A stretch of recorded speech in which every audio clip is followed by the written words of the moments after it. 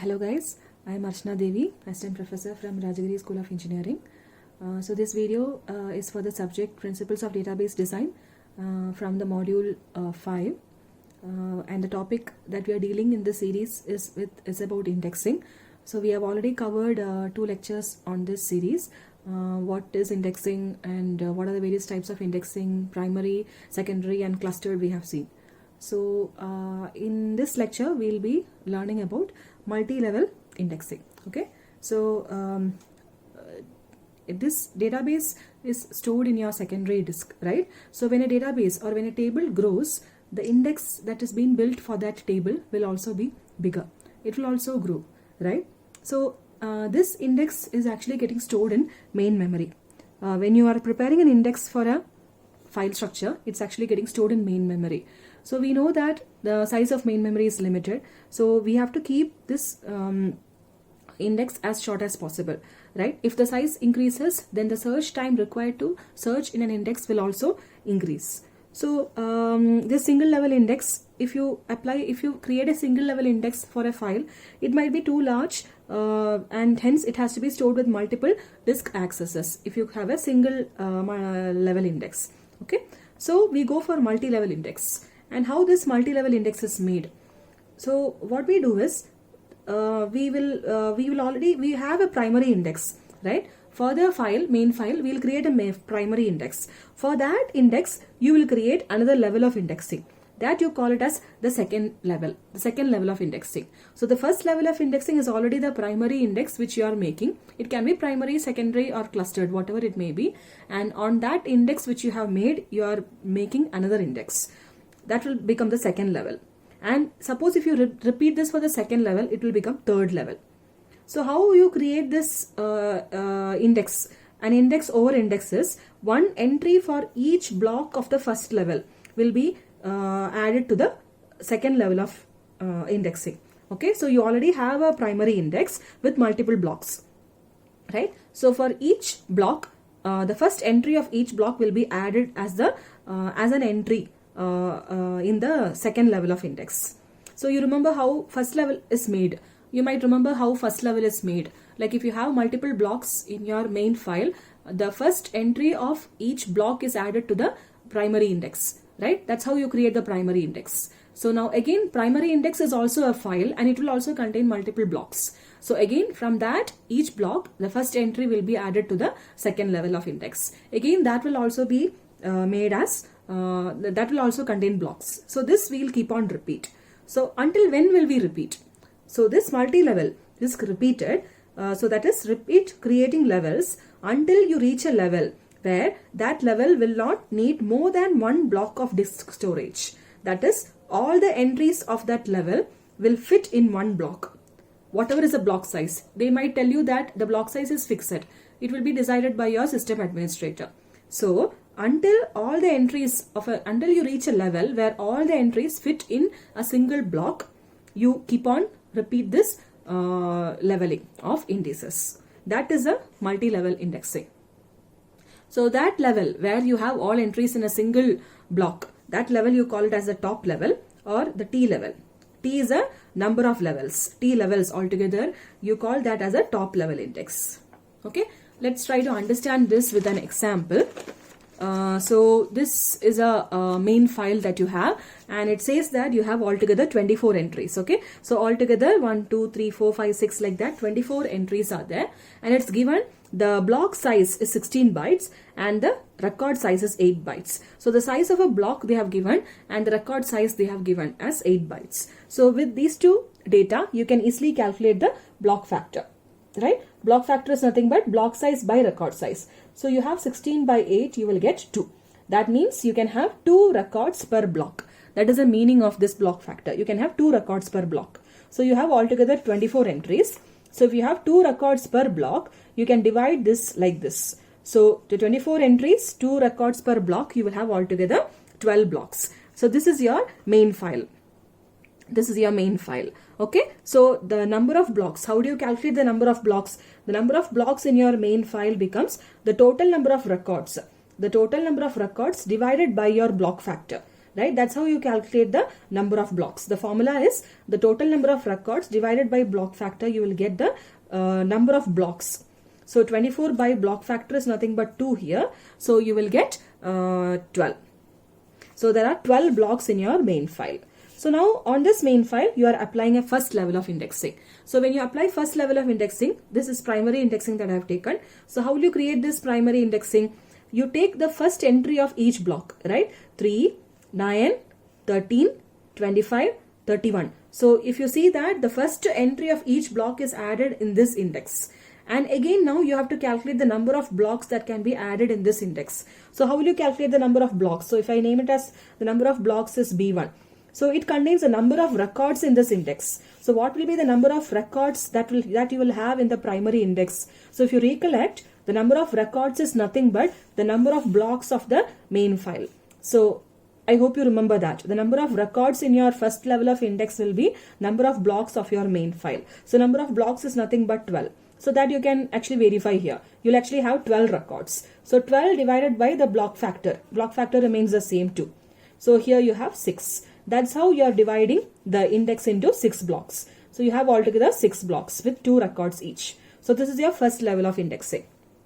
Okay. So this B1 is nothing but the number of blocks. Now again, till here we have seen. So far we have applied primary indexing. This is the first level of indexing. Now you are applying a level of indexing on top of this index. So you have an index for this index. So this is your second level of index.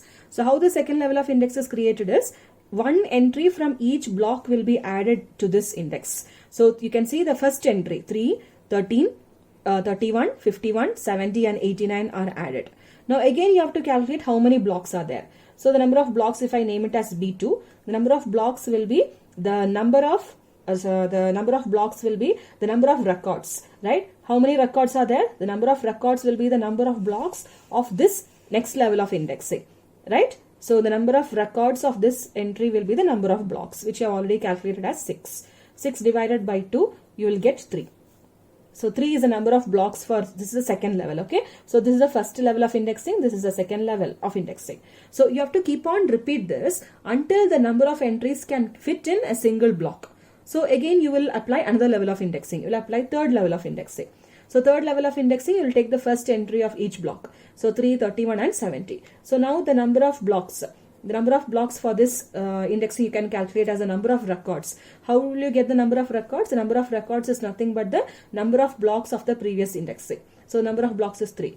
So 3 divided by 2. Here you will actually take the upper bound. Okay, I hope you remember, you actually take the upper bound when you calculate the number of blocks. So 3 by 2 you will get 1.5. You take the upper bound, you will get it as 2. So that's how you have 2 blocks in the third level. So again, since the value is not 1, you again apply a fourth level of indexing.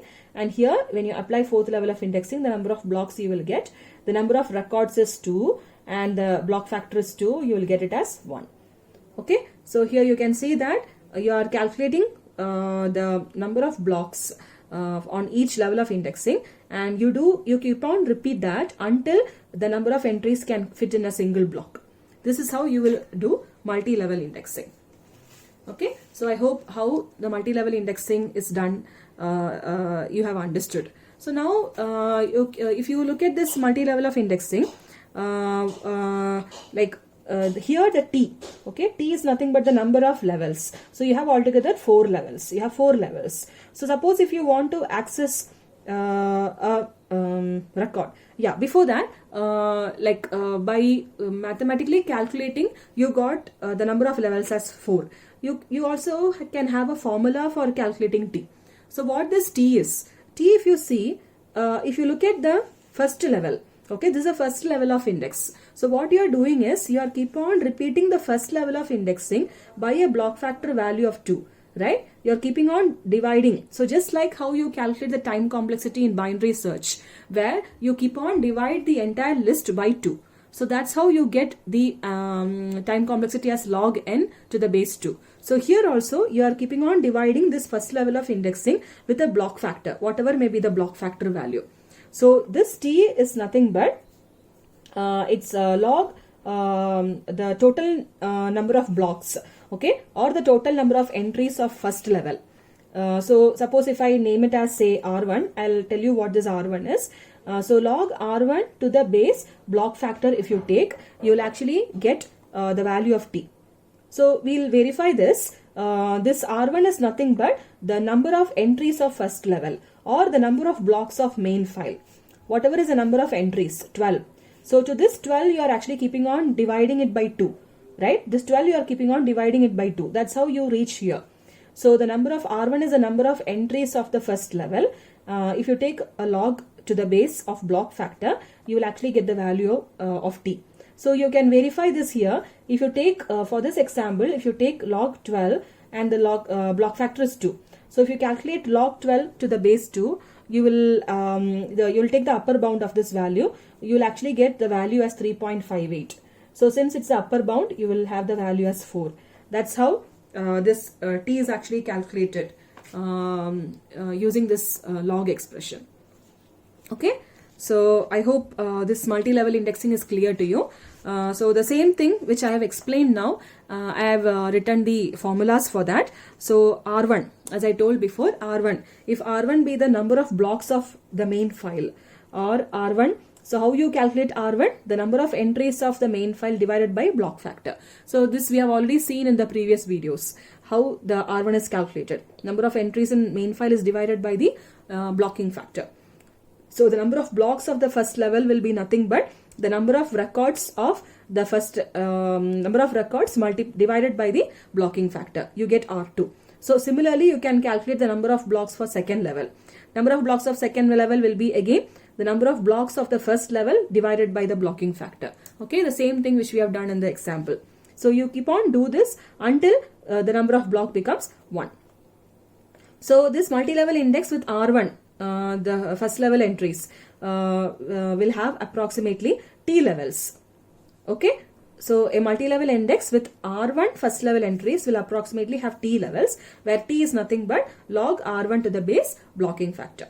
So this blocking factor is also given the name as fan out in the textbook. So you will either see it as fan out or blocking factor in your references.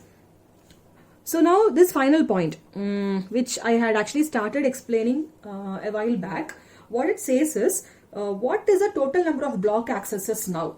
Once you have applied multi-level indices, what will become to the total number of block accesses? Okay, so here if you see in this example, the total number of block accesses, you have t levels, right? So you will start with this first level and then you will access a block in this level. Next you will access a block in this level, and next you will access a block in this level. From here you have the actual record to which it points to the main file, right? So the total number of block accesses is nothing but the number of levels that you apply to the indices plus 1, where 1 is nothing but the last block access where you actually access a record in the main file. So it's easy to calculate the number of block accesses when you apply multi-level indices. You directly have to add 1 to the number of levels of indexing that you are performing.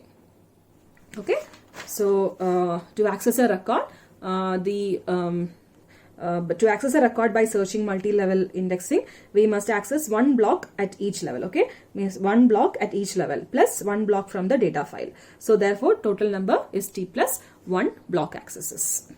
So now let's try to understand this with some numericals. I have some examples worked out for you. So let us look at this example. Okay, so understand the question first. It says that there is a main file with 1364 records, 384 records, and each record is 32 bytes long, and its key field is of 6 bytes. The file is ordered on a non-key field, and the file organization is unspanned. So the block size is given as 1024, and the size of block pointer is given as 10 bytes. So a point to be understood here, in this indexing I have only entered the key values. Okay, this also contains the pointer. Block pointer is also there in this indexing. That is, here along with 3 there will always be 2 fields in your index. One will be the key value and the other will be the block pointer. So the block pointer will point to the base address of the block to which it belongs, just like the normal index that we have seen. just don't miss it out and don't get confused because here I have only drawn the key values in this indexing. Remember, block pointers are also there in a index. So the size of block pointer is 10 bytes. And if secondary index is built on the key field of the file, and a multi-level index is used to store the secondary index, okay, find the number of first and second level blocks. So how many blocks are there in the first level and the second level? That is a question. So please forgive me for the small diagram which I have drawn here. I don't know if it is clear to you. I have just drawn whatever they have mentioned in this question. Like you have the main file with 16384 records, and the size of a record is 32 bytes, and the block size is given as 1024 bytes. And they are telling that they have applied a secondary index. Okay, this is a secondary index, so you have to always remember what indexing they are performing. It can be secondary, it can be primary, or it can be clustered. Mostly clustered they won't be asking. So if it is primary or secondary, you have, why it is needed is, that is needed to in order to calculate the number of entries that you have in the index. It depends upon primary and secondary. If it is secondary, you have all the records. You remember, for secondary, all the records will have an entry in the index field, index file. But if it is primary, only one record from each of the block will have an entry in the index file. So that's why this indexing is important. And they're telling that you have a secondary index, and on this secondary index, they are applying multi-levels of indexing. That's what the question says. And as usual, you have unspanned organization. So you might, by now, you might be remembering what unspanned organization is. Like when you have some unused bytes left, you will leave it free. Those bytes will not be, those bytes which cannot be fit in a block will be left as unused. Yeah. So first find the block factor. Okay, blocking factor. That is the first step. In order to find the number of blocks that you have in the index file, you need to find the blocking factor. That's the first step. So blocking factor for the index file is nothing but you all have this base formula, block size by record size. Block size is given as 1024 and the record size. You have to calculate the record size. So in the question they have given the key field is 6 bytes, right? Key field is 6 bytes and the block point is 10 bytes. So a record size of the index file will be 16 bytes.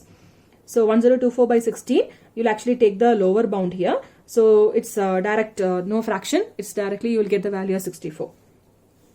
Now, since you are applying secondary index, you have to calculate the number of blocks. So to calculate the number of blocks, you need to know the number of records in this index. So how many records are there? Since it's secondary index, the number of records will be the number of records of the main file itself. So the number of records of this index will be 16384 itself.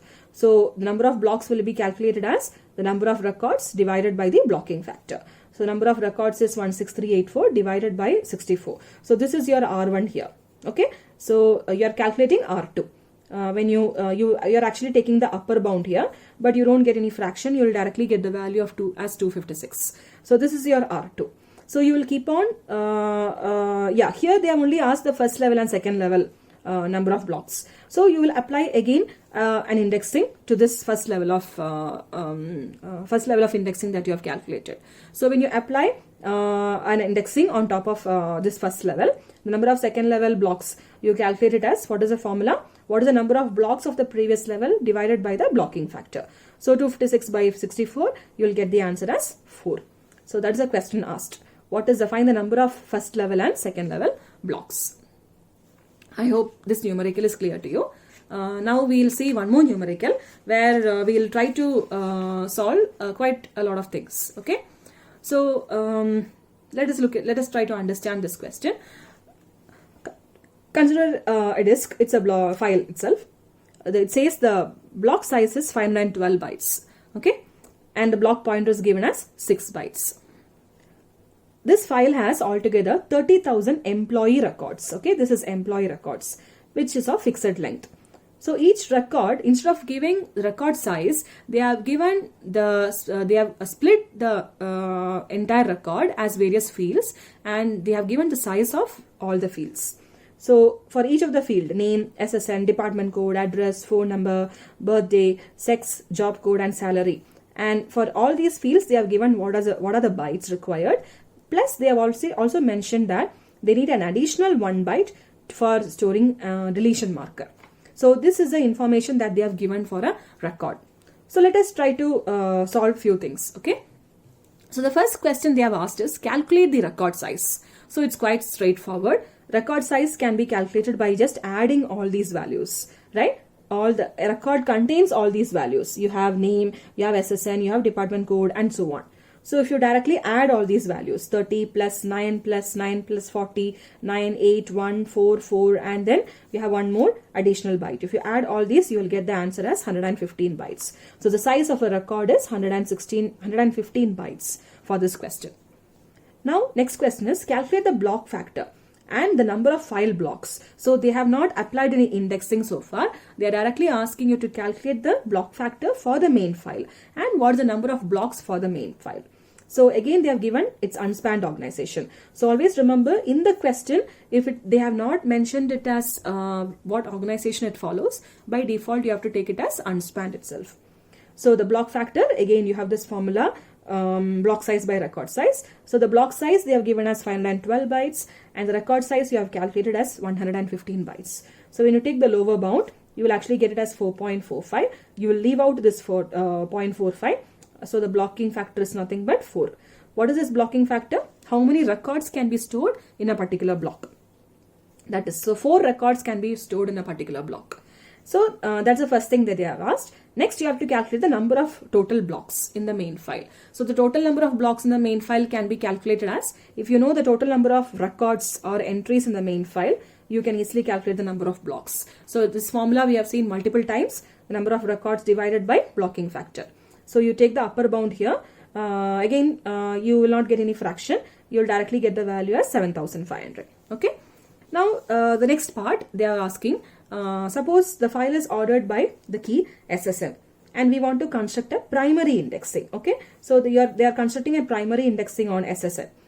Calculate the index blocking factor. So now you have a small index which is being constructed on SSN. And here they are asking you to calculate the index blocking factor and what is the number of first level index blocks. Just like how you have calculated for main file, they are asking you to calculate for the index file. Okay, so you have the index file here.